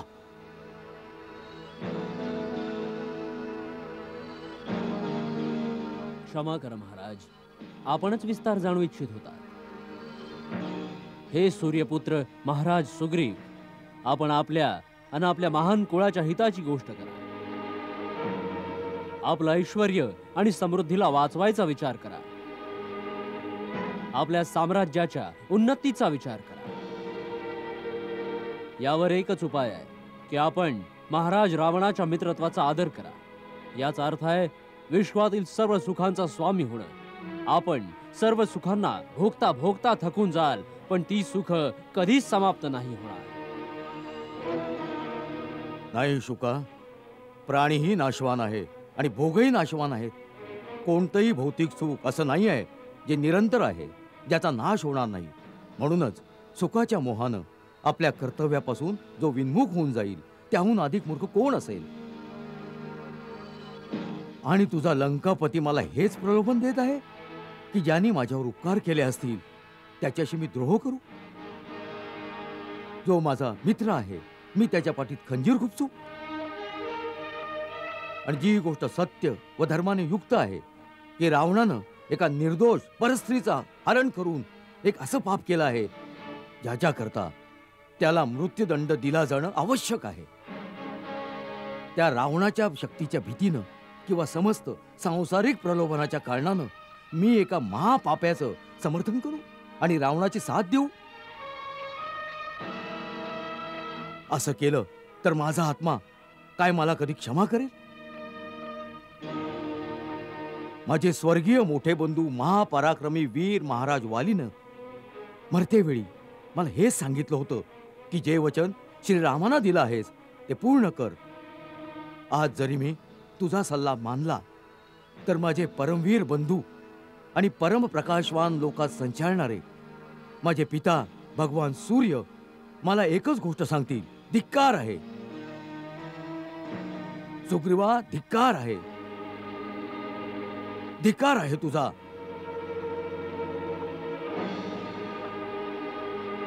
तुझ्या राजाला आमच्या हिताची चिंता नाही लागून राहिली. त्याला त्याच्या समूळ नाशाचा भयानक ग्रासला आहे. तो जाणतो की श्रीराम प्रभू सोबत सुग्रीवाचं सैन्यबळच नाही, सर्व नाशाच्या भीषण ज्वाळा लंकेला भस्म करण्यासाठी झेपावत आहेत. हे त्यांनी जाणलं आहे. म्हणूनच त्यानं फूट पाडण्याची कुटील कूटनीतीची चाल खेळली आहे. आपण माझ्या महाराजांना चुकीचं समजत आहात कपेश. क्षणभर विचार करून पहा. चुप राहा तुता.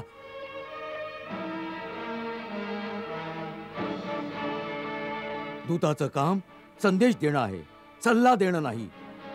दूत बनून नसता आलास तर तुझी गर्दन उडवली गेली असती. तुझ्या राजानं आमची कर्तव्यपरायणता आणि आमच्या भावनांचा अपमान केला आहे. लंकेशांनी या भावनेने नाही सांगितलं महाराज. चुप राहा. ज्या प्रकारे आपल्या नरेशांचा संदेश घेऊन आला आहेस त्याच प्रकारे संदेशाचं प्रत्युत्तर देऊन त्यांना ऐकव. जशी आज्ञा, जशी आज्ञा महाराज. आपले कुटील कपटी कूटनीतिज्ञ राजाला सांग, किष्किंधाचा वानर आपले हित अहित नीट प्रकारे जाणतो. जा रावणाला सांग की बिभीषणाच्या येण्यानं लंका वाचली आहे, परंतु रावणाला तिन्ही लोकात कुणीही वाचू शकत नाही. आमचं उत्तर तुझ्या राजाच्या मृत्यूचा संदेश आहे. आणि आपल्या राजाला हेही सांग की अजून वेळ आहे. जर आपलं कुल आणि राक्षस जातीचं संरक्षण हवं असेल तर श्रीराम प्रभूंच्या शरणात ये, तर आपणच लंकेचे राजा राहाल. मला राजसिंहासनाची काही लालसा नाही. यानं काही लाभ होणार नाही विभीषणजी. आपण तर जाणताच की महाराज रावणांचा हट्ट किती अटळ आहे. हो, हे तर सांग की आपल्या सेनेत तुमचे किती गुप्तचर आहेत?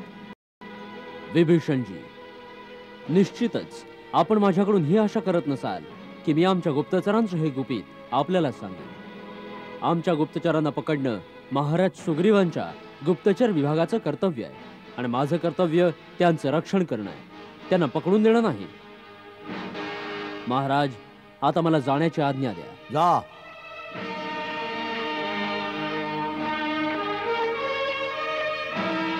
महाराज सुग्रीव, मी आजपासून आपला भक्त झालो आहे. तर सुग्रीवानं आपल्या मृत्यूचा संदेश पाठवला आहे. वा, त्या मुंगीलाही पंख फुटले. एक मरकट उड्या मारून समुद्र काय पार करून गेलाय ते समजायला लागले की सगळे वानर सागर पोहून येऊ शकतील. लाटांमध्ये समाधी होऊन जाईल सर्वांची. काय त्या गोष्टीला जाणत नाही? त्यांना आपल्या मृत्यूचं भय नाही वाटत? क्षमा करा महाराज. मी त्यांच्या सगळ्या शिबिरात असा एकही सैनिक नाही पाहिला ज्याच्या मनात कोणत्याही प्रकारचं काही भय होतं. आणि त्या कुलघाती विभीषणाची काय स्थिती आहे? वानर सेनेत लपलेल्या आपल्या गुप्तचरांनी मला सांगितलं की तिथं विभीषणाचा मोठा आदर आणि सन्मान होतो. ऐकलंय राम त्यांना आपल्या बरोबरचा आसन देतो, त्यांच्याशी सल्लामसलतही करतो. आमचे रहस्य जाणण्यासाठी तर डोक्यावरही घेतील. शत्रूच्या वैऱ्याला मित्र बनवून स्वार्थ साधण्यात तर चतुराई आहे ना, परंतु जो आपले भाऊ बंधू सख्खे संबंधितांचा नाही होऊ शकला तो त्यांचा काय बनेल? लंकेला पोचल्यावर मी स्वतःच आपल्याला रावणाच्या साऱ्या बंदोबस्तातील दुर्बल आणि गुप्त स्थान सांगेन, जिथून त्याचं भेदन करता येईल. परंतु सगळ्यात पहिला प्रश्न तर हा आहे की आपल्या आणि लंकेच्या मध्ये हा जो अमर्याद समुद्र आहे, या विशाल जलराशीला सेनेसहित कसं पार करावं? आपणा लोकांकडे तर आकाशमार्गानं येण्या जाण्याची विद्या आहे, परंतु आमची सेना या समुद्राला कशी पार करेल? आपण त्यांना अशी एखादी विद्या शिकवू शकता किंवा इतर काही गूढ उपाय सांगू शकता ज्यानं आम्ही साऱ्या सेनेसह त्या तीरावर पोचू? प्रभू, या सर्व आसुरी विद्या आहेत, ज्या राक्षस जातीसाठी तर सहज आहेत, परंतु मानव आणि वानरांसाठी त्या साधना सहज नाही आहेत, कारण या शक्ती सात्विक नाही आहेत. याचा अर्थ तर हा झाला की आमची सेना त्या तीरावर पोचूच शकत नाही. दादा, माझं मत तर असं आहे, इथे खूप घनदाट जंगल आहे. सेनेद्वारा लाकडं कापून सहस्त्र नावा बनवता येतील. त्याच्यात बसून आपली सेना त्या तीरावर पोहोचेल. बंधू लक्ष्मणा, सुरक्षेच्या दृष्टीने त्यावर विचार करा. नावा लंकेच्या जवळ पोचताच राक्षस लोक आपल्या जवळच्या यंत्रांनी त्यांच्यावर मोठमोठे दगड फेकून त्यांना बुडवून टाकतील. आपल्या सेनेला तर्फांवर उतरूनच देणार नाहीत. आपण तर प्रत्येक गोष्टीचं खंडन करीत आहात, काही उपाय तर सांगा.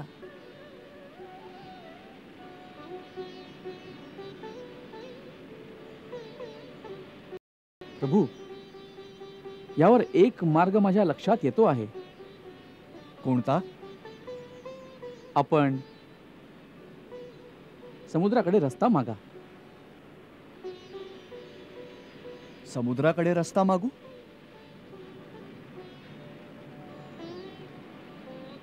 मागितल्यावर हा समुद्र आम्हाला रस्ता देईल?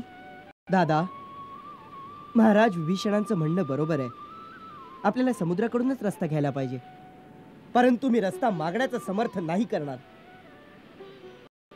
आपला धनुष्य बाण उचला. प्रथम तर आपल्या धनुष्य बाणाच्या एकाच टणकाराने त्याचे कान टवकारतील, अन्यथा धनुष्यावर अग्निबाण ठेवून त्याच्या दिशेने रोखा. मग तो स्वतःच हात जोडून आपल्या समोर येईल. दादा, या युक्तीनं बराच अनाचार माजेल लक्ष्मण. दुसऱ्याला संधी देण्यापूर्वीच त्याच्या विरुद्ध शस्त्र उचलणं अहंकारातून आलेल्या अत्याचारासारखं आहे. खऱ्या शक्तिशाली व्यक्तीनं आपली विनम्रता ही कधीच सोडू नये. आणि प्रथम महाराज विभीषणांना हे तर विचार की त्यांनी कोणत्या विश्वासावर समुद्राला विनंती करण्याचा सल्ला दिला. प्रभू, समुद्र आपल्या कुळात ज्येष्ठ आहे, एका दृष्टीने आपले पूर्वज आणि कुलगुरू सुद्धा. आपण त्याचे वंशज आहात. त्या महाराज सगरांनीही या विशाल महासागराला निर्माण केलं होतं, म्हणून त्यांचे समुद्रावर खूप उपकार आहेत. त्यांच्याच कृपेने सिंधूने पृथ्वीवर इतकी विस्तृत जागा व्यापली आहे. म्हणून मला पूर्ण विश्वास आहे की समुद्र अवश्य आपली मदत करतील आणि आपल्या सेनेला त्या तीरावर जाण्याचा मार्ग सांगतील. मित्रा, आम्हाला आपलं हे बोलणं अत्यंत आवडलं आहे. लक्ष्मण, माझ्यासाठी इथंच गवताचं एक आसन बनव.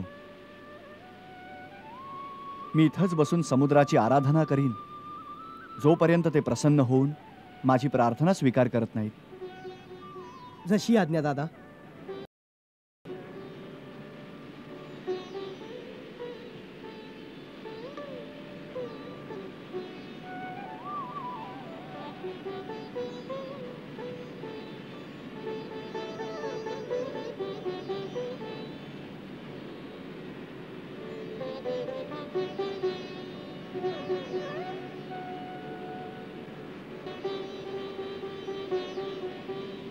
नमस्तुभ्यं जलनिधी, नमामि सरिता स्वामी. हे महासागर, मी महाराज सगरांचा वंशज दशरथ पुत्र राम, माझा भाऊ लक्ष्मणासहित आपल्याला शरण आलो आहे. हे रत्नाकर, माझे पूर्वज सगरद्वारा आपली उत्पत्ती झाली आहे. आज रघुकुलावर आलेल्या विपत्तीचं निवारण करण्यासाठी एक विशाल सेना घेऊन लंकेवर आक्रमण करण्यासाठी आपण मला आपल्या पाण्यातून मार्ग देण्याची कृपा करावी. आपल्याला प्रसन्न करण्यासाठी मी अन्न आणि जलाचा परित्याग करून इथंच बसून आपली आराधना करतो आहे. माझ्या प्रार्थनेचा स्वीकार करा जलनिधी.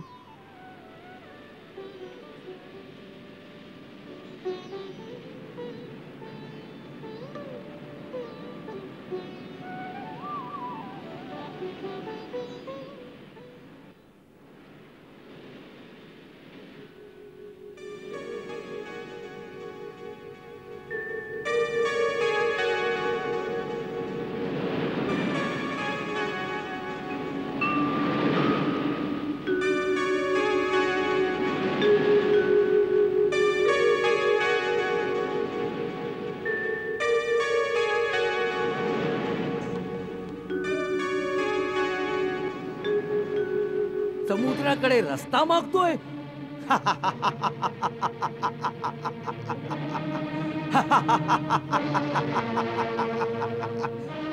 वाह, भिकाऱ्याप्रमाणे राहता राहता ज्याच्या त्याच्याकडे भीक मागण्याची सवय झाली. मूर्ख हे समजत असेल की समुद्रासमोर बसून रडेल, आपली व्यथा ऐकवेल, की माझ्या पत्नीचं हरण झालेलं आहे, तर समुद्र द्रवून जाऊन दयेनं आपल्या लाटामध्ये त्याला कोरडा रस्ता बनवून देईल. ज्यांचे साथीदार विभीषण काकांसारखे भित्रे असतील ते अशीच मूर्खता करणार.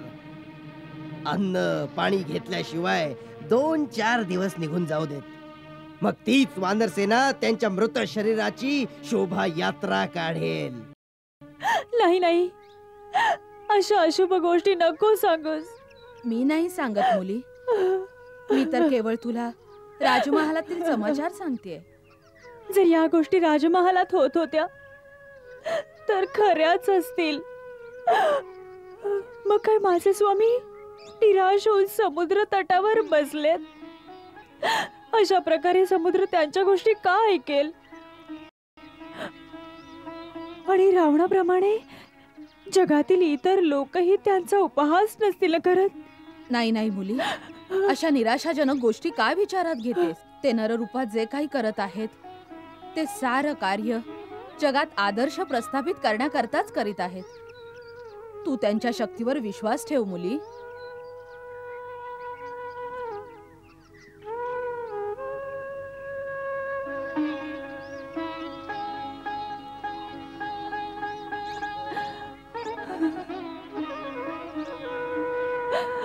ते अन्न जल ग्रहण केल्याशिवाय तपस्या करतात. माते, जोपर्यंत त्यांचं व्रत चालू आहे मीही अन्न जल ग्रहण नाही करणार. नाही सीता. हो माते, ते माझे पतीही आहेत, ते मला प्रियही आहेत, ते उपाशी आहेत आणि मी खाऊ हे उचित नाहीये. नाही माते, हे उचित नाहीये, हे उचित नाहीये. क्षणोक्षणी आशा संपून जाई, सुटत जाई जणू धीर. घोर निराशेच्या सागरी बुडती जणू रघुवीर.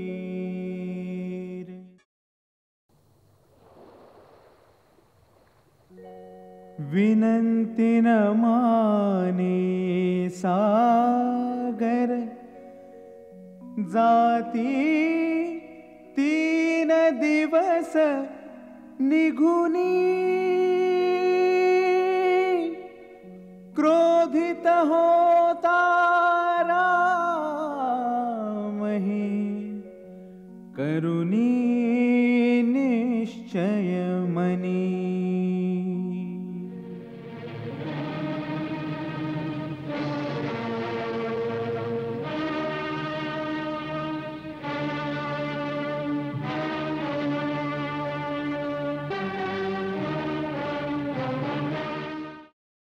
हे महासागरा, भूतकाळ साक्षी आहे। इक्ष्वाकू वंशी सदा परहितकारी बनून काही ना काही देत आले आहेत। कधीच कुणाकडून काही घेतलेलं नाही, याचना केलेली नाही। रघुवंशी रामानं आज पहिल्यांदा स्वतःच्या अधिकारानं काही मागितलं आहे, काही आशा ठेवून तुझी उपासना केली आहे। 3 दिवस विधिवत पूजा केल्यानंतरही उत्तरादाखल तू केवळ आपल्या अहंकाराचीच गर्जना करत राहिला आहेस।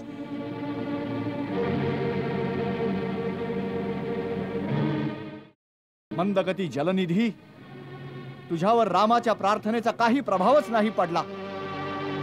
तू रामाच्या विनम्रतेला त्याची असमर्थता समजून चढेल बनला आहेस। जगानं आजपर्यंत रामाची कृपा पाहिली आहे, त्याचा कोप नाही पाहिला।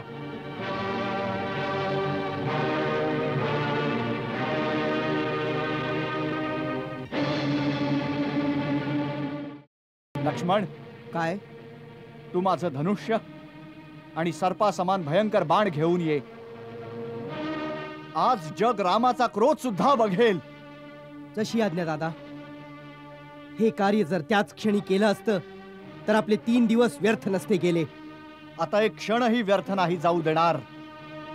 तू माझं धनुष्य बाण घेऊन ये। जशी आज्ञा दादा।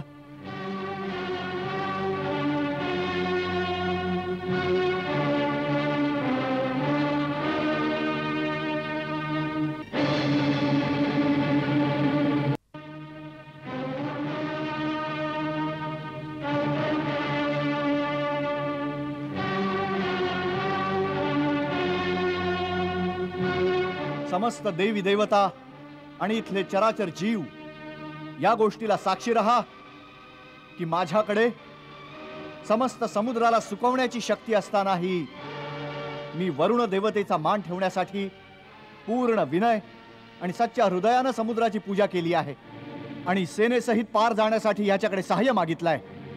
परंतु या शत्रूनं माझा उपहासच केला आहे। मी ब्रह्मास्त्राचा उपयोग करून या समुद्रास पाताळापर्यंत पूर्ण सुकवेन। आता जलाच्या जागी इथं फक्त रेती आणि वाळूच राहील, ज्याच्यावरून माझी सगळी सेना आगेकूच करेल। जय ब्रह्मदेव।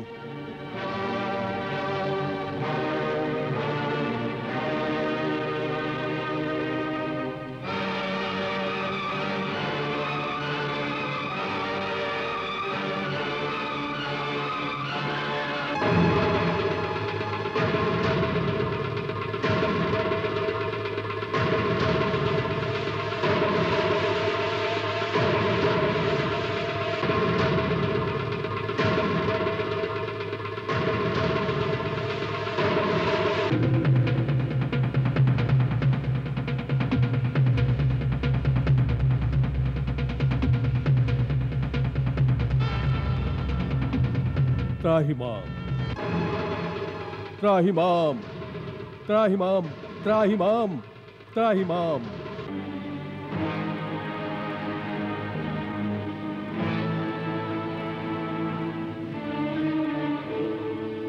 क्षमा करा प्रभू, माझे अवगुण क्षमा करा। आपली पूजा आणि विनम्रतेच्या उत्तरादाखल मी माझे स्थान सोडून आपल्याला मार्ग नाही दिला, यात अवश्य माझा दोष आहे। परंतु हा दोष तर आपणच दिलेला आहे। आपल्या प्रेरणेने मायेने निसर्गात जड चेतन सृष्टीची उत्पत्ती केली आहे। त्याने जड आणि चेतनेच्या भिन्न भिन्न मर्यादा आखून दिल्या आहेत। प्रभू, आम्ही 5 तत्व अर्थात आकाश, धरती, अग्नी, वायू आणि जल या सृष्टीचे मुख्य आधार आहेत। या 5हिंचे गुण, स्वभाव आणि मर्यादा आपल्या स्वीकृतीनेच निश्चित केल्या आहेत. माझ्या सहस्र तरंग उठतात, परंतु मी कधी माझ्या तटांच्या मर्यादांचं उल्लंघन नाही करत. माझा स्वभाव अक्षुब्ध आहे, परंतु आज आपल्या बाणांनी मला क्षुब्ध करून टाकलं.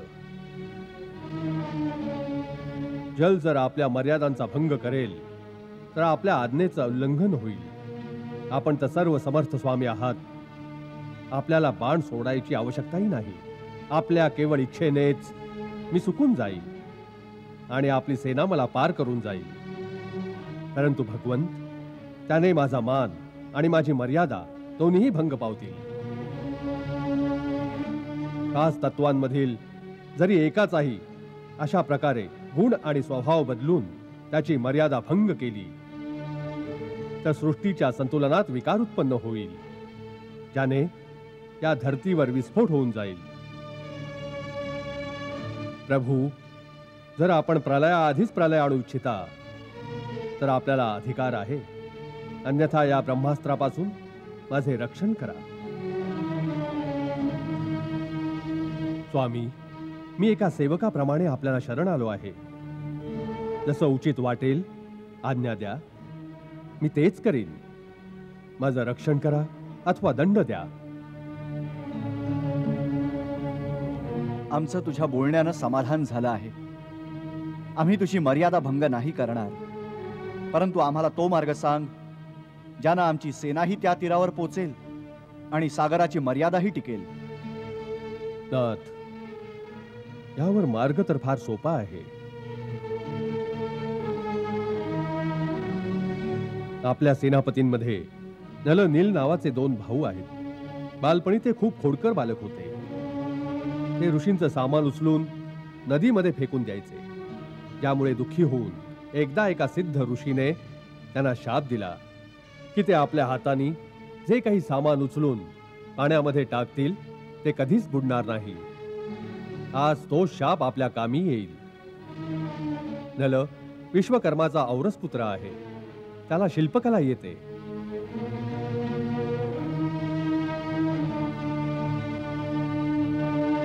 जर हे दोघं भाऊ आपल्या हाताने पाण्यात दगड टाकून समुद्रावर सेतू बांधायचं कार्य करतील तर लंकेपर्यंत एक असा सेतू तयार होऊन जाईल ज्यावरून चालत आपली सेना समुद्राच्या पैलतीरी पोहोचेल. मी वचन देतो की त्यांनी टाकलेल्या दगडांना आणि त्यापासून निर्मित सेतूला स्वतः मी धारण करून सेतू बंधनामध्ये स्वतः त्यांची मदत करीन. या प्रकारे समुद्राला बांधल्याने तिन्ही लोकांमध्ये आपलं सुयश गायलं जाईल. हे रत्नाकर, हे सागर, आम्ही तुझ्यावर खूपच प्रसन्न आहोत. तुझ्या उदारतेनं आम्ही तुझ्या प्रेमाचे ऋणी झालो आहोत. परंतु आमच्या एका अजून समस्येचं समाधान कर. आज्ञा प्रभू. आमचा हा बाण अमोघ आहे. एकदा का हा धनुष्यावर स्वार झाला की लक्षवेध केल्याशिवाय हा परत भात्यात जात नाही. म्हणून तू आम्हाला आता हे सांग की मी हा बाण कोणत्या दिशेला आणि कुणावर सोडू. प्रभू, उत्तर दिशेला धुमकुल्य नावाचा एक पवित्र देश आहे. तिथे मोठे भयानक दस्यू राहतात, जे आपल्या पापकर्मांनी तिथल्या पवित्रतेचा नाश करतात आणि माझ्या जलाचा दुरुपयोग करतात. प्रभू, आपण आपल्या बाणाला त्यांच्यावरच सोडावे. तथास्तु. या बाणाच्या प्रहारानं तिथली धरती मरुभूमी होऊन जाईल, परंतु तिथं अनेक सुगंधी औषधी वनस्पती उत्पन्न होतील, ज्याने जीवसृष्टीचं कल्याण होईल.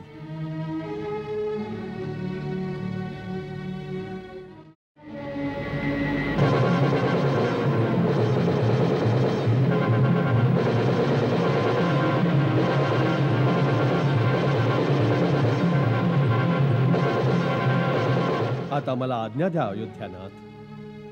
शिवशंकर आणि माता भवानी आपल्याला विजयी करतील. सिद्धिविनायक आपलं सकल मनोरथ सिद्ध करेल. करुणा सागर विनंती करू जोडूनी हात. सीते रहित देवा द्या दर्शन दीनानाथ।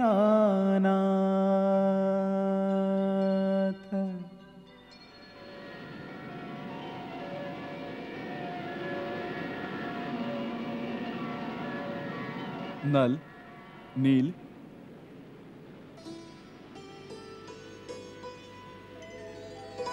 आज्ञा प्रभू। विश्वकर्मानंदन, आपण अजूनपर्यंत आपल्या इतक्या महान शिल्पकलेला लपवून ठेवलं? क्षमा करा प्रभू, आम्हाला आमच्या मातापित्यांची शपथ होती, सांगितल्याशिवाय आम्ही आमचे गुण स्वतःहून सांगत नाही। प्रभू, आम्हाला आशीर्वाद द्या। समस्त वानर जातीच्या सहाय्यानं सिंधूवर सेतुबंधनाचं निर्माण कार्य आरंभ करतो। शुभस्य शीघ्रम। महाराज सुग्रीव, आपल्या वानरांना सांगा की या क्षणापासून सेतुबंधनाचं कार्य आरंभ करा। सेतुबंधनाचं सर्व कार्य नल आणि नील यांच्या आज्ञेनुसार होईल। प्रभू, आपल्या आज्ञेचं पालन केलं जाईल। माझं आराध्य दैवत भगवान शिव, समस्त संकटांना दूर करणारे, त्यांच्या असीम दयेनं विश्वातील सकल अवघड कार्य सफल होतात। मला प्रेरणा मिळाली आहे की या पवित्र स्थानावर, जिथं संपूर्ण सागराला पार करणाऱ्या एका महान सेतूच्या निर्मितीचं अवघड कार्य आरंभ होत आहे। मी माझ्या प्रभूंच्या प्रसन्न प्रतिमेची स्थापना करावी आणि अभिषेक करून त्यांची पूजा करावी। आपण सर्व जोपर्यंत सेतू निर्माणाच्या कार्यात व्यग्र असाल, मी त्यांची पूजा करत राहीन। तेव्हा महाराज सुग्रीव, आपण आत्ताच दूत पाठवून काही विद्वान ऋषी आणि पुरोहितांना बोलवण्याचा प्रबंध करावा, जे शास्त्रोक्त विधीनं इथं शिवलिंगाची स्थापना आणि त्यांची विधिवत पूजा करतील।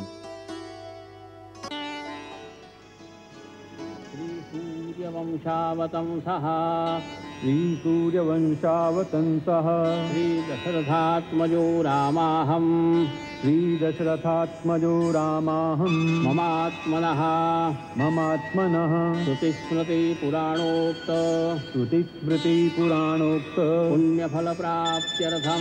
पुण्यफलप्राप्त्यर्थम् सर्वारिष्ट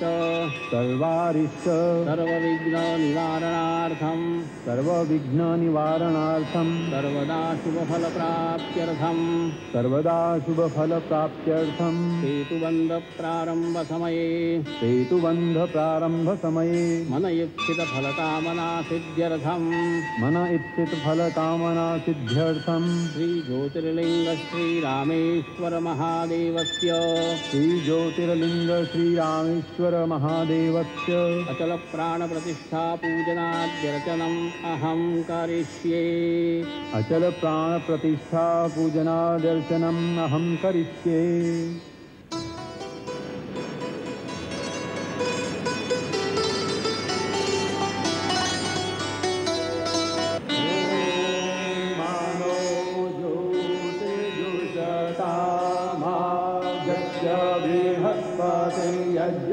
यज्ञमीमन्तानो स्वरिष्ठं यज्ञग्वं सामीमन्दधातु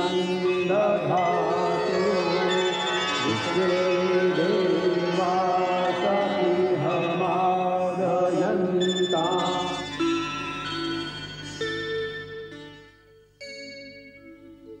शिवलिंगस्थापुनी विधिवत पूजा